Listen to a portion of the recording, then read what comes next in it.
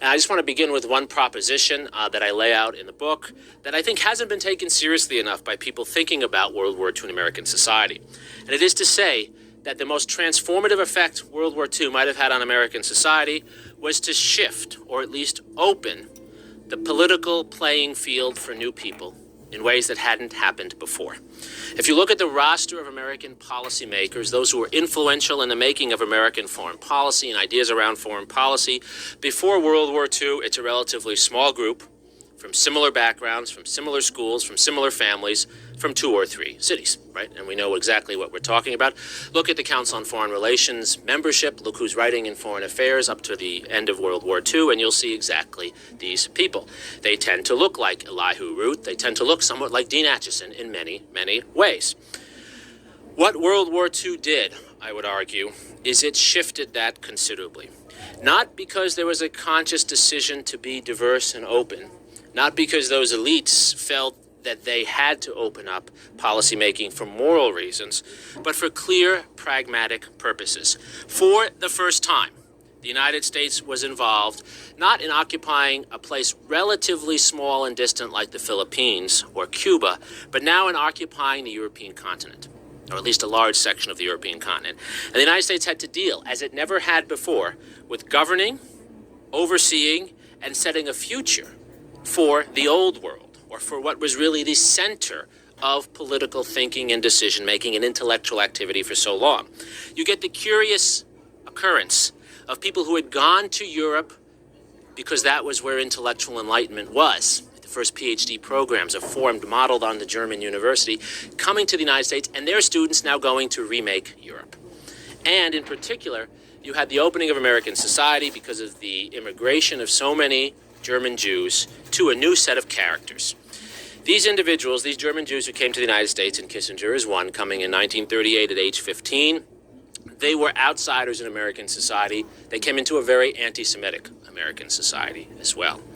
But for all the anti-Semitism they faced, they also now confronted certain privileges or benefited from certain privileges for being German Jewish immigrants at this moment.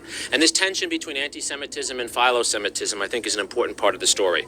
American society needed these German Jews, not just because some of them were good scientists like Einstein, but also because they had skills that were now valued for American activities in Europe. These German Jews in particular, they spoke German. They had knowledge of German culture. Those of you who know about German Jewish history know that German Jews were actually more German than other Germans in many ways, placed a great deal of emphasis upon German learning and connecting with German culture and society, with Bildung sense. They had an understanding of this society, and because they were Jewish, and this is critical, they could be assumed not to be pro-Nazi in any way. And so when the United States government is looking to send people back to help oversee the reconstruction of Germany and countries like that, German Jews are the people who are turned to. Kissinger's career is exactly this. He enters the U.S. Army in 1942, having spent his life both in Fürth, Germany, and in Washington Heights in an Orthodox, kosher community. He went to George Washington High School, but I went back and looked. There's no record of him doing anything but going to class at George Washington High School. His entire social life was around the most Orthodox synagogue in Washington Heights. It still exists. It still runs its own yeshiva. It's the most Orthodox of 6 Orthodox synagogues in the area. He belonged to this. In fact, by the way, his parents remained part of this synagogue until they died in the 80s and 90s and lived in the same apartment in Washington Heights. He was, and this is something Kissinger said to me and has said in other places as well, it was the Army that Americanized Henry Kissinger. It was the Army that gave him citizenship. In 1942, it was the Army that for the first time took him out of a kosher household, took him out of an Orthodox community into the Deep South for basic training, in fact. And it was the Army that sent Kissinger back to Germany, the United States, and then waiting a long time to go back. It was too painful. Right? I can still remember my 97-year-old grandmother still says this to me when I go back to Germany to do research. How can you go there? Are you going to be safe there? It's as if going to Germany is this unsafe place. And it actually feels so safe to me in many ways. That's the story we normally tell.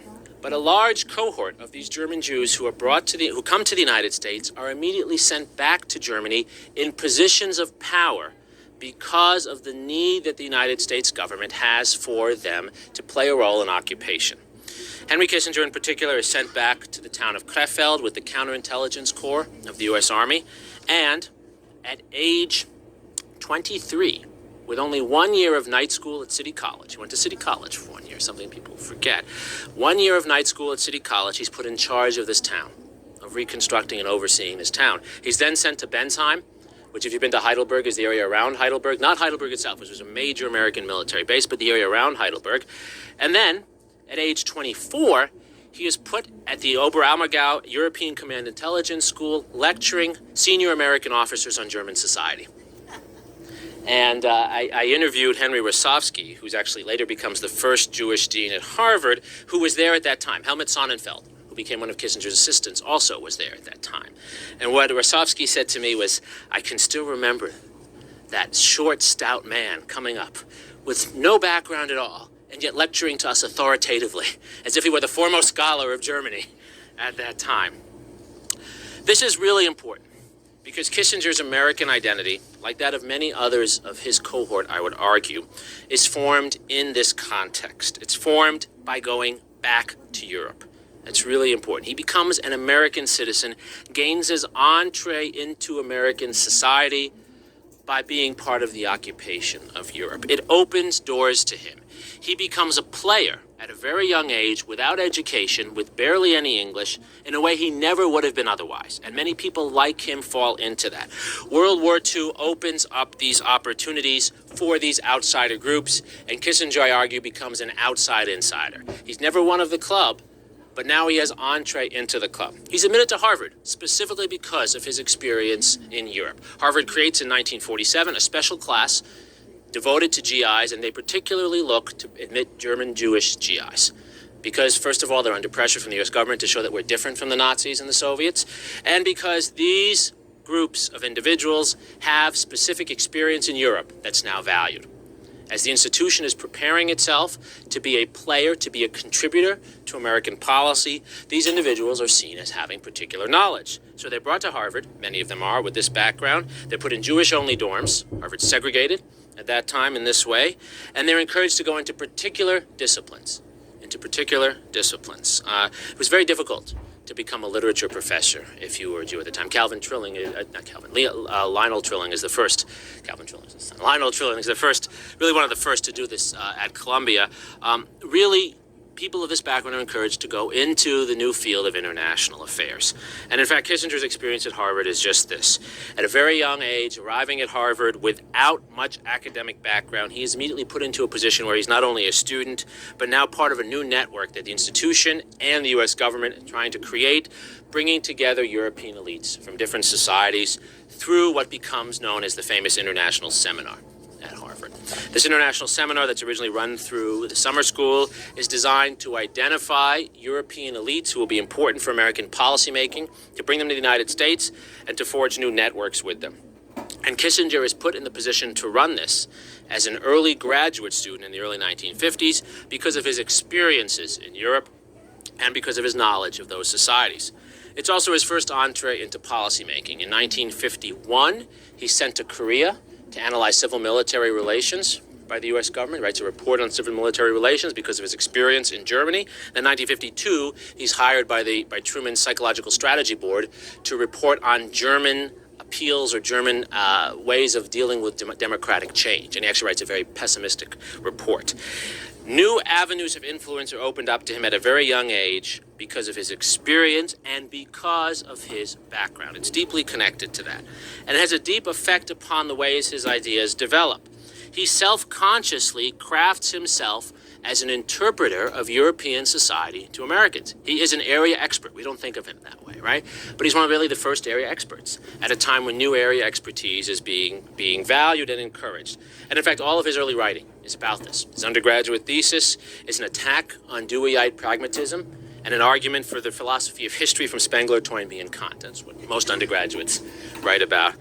His PhD thesis is a reflection on Metternich and Castlereagh. It's really not a history of Metternich and Castlereagh. That's a misreading of it. It's really a philosophical reflection on what they have to tell us as young Americans about the world of diplomacy. One of his first articles that he writes is about the innocence of American foreign policy. And that's a theme he comes back to time and again. He will play the role of educator to Americans about the world of diplomacy, that Americans are too naive to operate in. And what does this mean for him and those who support him? It means that Americans must prepare to play a more permanent role in the world. He goes after what he sees as the isolationist instincts in American society, is that Americans must be prepared also to see themselves as the protectors of Western civilization. And I think that's really important. For all the discussion of realism, my book is an extended argument that there is no such thing as realism in these terms. That Henry Kissinger's realism is really a cultural judgment about Western civilization. There are values, there are important elements of our society that are intellectual as well as strategic, and the American-European connection, the transatlantic connection that his life embodies, is the core value that must be protected above all else. So Europe is important to Kissinger, not simply because Europe is an area where we have strategic interests. It is because it is the civilization we need to protect. It is the Judeo-Christian world for him, and he writes about it in those terms. I'd encourage all of you not just to read my book on this, but go back and read anything he's written in his large oeuvre. It always is about that in one way or another. What does Western civilization mean for him? It does not mean democracy necessarily. He's not anti-democratic, but he is not an optimist about democracy either. His own experience in Weimar Germany, and I spent a lot of time talking about this, leads him to be profoundly pessimistic about democracy. He told me in one of our meetings, and again, you can see him saying this elsewhere, that it wasn't that the Germans were all willing executioners. He thinks, and I agree with him, that Daniel Goldhagen's book is completely off the mark on that, but that the Germans and other non-Germans never stood up for his family and others when the bad guys came to power. And in fact, I spent a lot of time in Fürth and other parts of Germany trying to find evidence of resistance. And it's actually very hard to find resistance against Nazism in Germany. It's that democracies are weak and cowardly. And democracy is not a basis for making policy, according to Kissinger. For Kissinger, Western civilization is about the rule of law. It's a very German perspective. Western civilization is about protecting key values that are not human rights, but about the sanctity of human beings and human society as such. It's about civic culture, and it's about, most importantly, meritocracy. The best ideas and the best people rising to the top. More important, who rises to the top and what ideas they have, that's much more important than the process by which they get there. Right? In that sense, he's a very Platonic thinker, and this is exactly where German intellectual thought is in the early 20th century as well. He's also a believer in federalism, but federalism in a German sense, and I talk a lot about this. Federalism in a German sense is about hierarchy. It's not about just a separation of powers. It's about certain societies, certain sophisticated areas exerting control and disproportionate influence over others. And that's exactly how the German federalist system is structured in the 19th century. That is exactly what he comes to. People underrate the influence of thinkers like Carl Friedrich on Kissinger. Carl Friedrich is one of Kissinger's advisors. Carl Friedrich is probably the first intellectual to come from Germany to the U.S. and write about federalism. Not Madisonian federalism, but German-style federalism. This is very important for Kissinger's thinking about a multipolar world with hierarchy, not necessarily democracy as a governing principle.